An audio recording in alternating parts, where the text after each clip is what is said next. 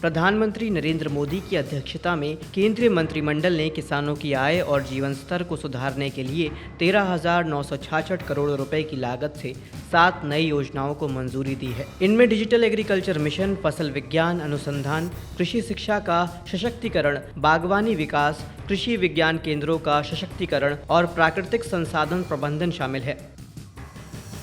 Digital सार्वजनिक बुनियादी ढांचे के स्वरूप पर आधारित डिजिटल कृषि मिशन किसानों का जीवन बेहतर बनाने के लिए प्रौद्योगिकी का उपयोग करेगा। इस मिशन का कुल लागत 2,817 करोड़ रुपए है।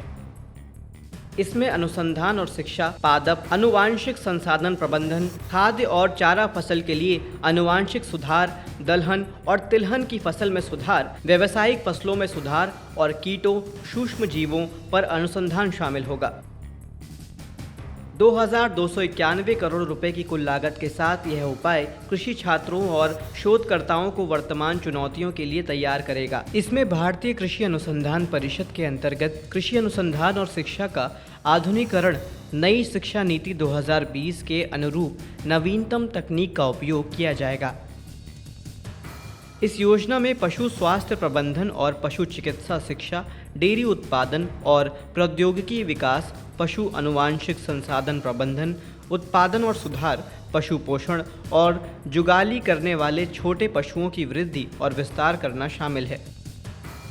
कुल 1,129.30 करोड़ रुपए की लागत के साथ इस उपाय का उद्देश्य बागवानी पौधों से किसानों की आय बढ़ाई जाएगी। इसमें बागवानी फसलें, जड़, कंद और शुष्क फसलें, सब्जी, फूलों की खेती और मशरूम की फसलें, बागान, मसाले, औषधीय और सुगंधित पौधे शामिल हैं।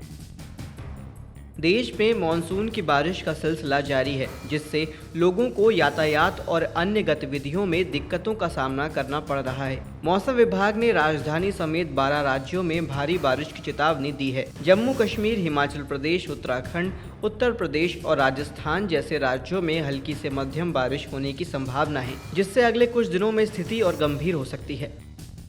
गुजरात के विभिन्न हिस्सों में मौसम विभाग ने अत्यधिक भारी बारिश का अलर्ट जारी किया है। 3 सितंबर को पश्चिमी मध्य प्रदेश और 3 से 4 सितंबर को गुजरात राज्य में भारी बारिश की चेतावनी दी गई है। अगले 7 दिनों में मध्य महाराष्ट्र के कुछ इलाकों में भी अत्यधिक भारी वर्षा हो सकती है, जिससे बाढ़ की स्थिति उत्पन्न हो सकती है।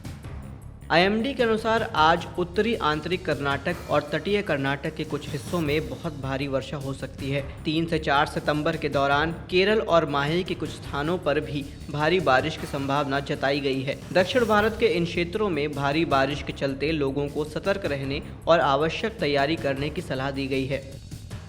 Hindustan agriculture research society HARWS इस साल कृषि और इससे जुड़े विज्ञान के क्षेत्र में महत्वपूर्ण शोध और नवाचार करने वालों को अंतर्राष्ट्रीय स्तर पर सम्मानित करने की तैयारी कर रही है। HARWS देश के कई केंद्रीय और राज्य कृषि संस्थानों के सहयोग से कार्यशाला और प्रशिक्षण कार्यक्रमों का आयोजन करेगी, साथ ही कई लोगों को अलग अलग पुरस्कारों से नवाजेगी।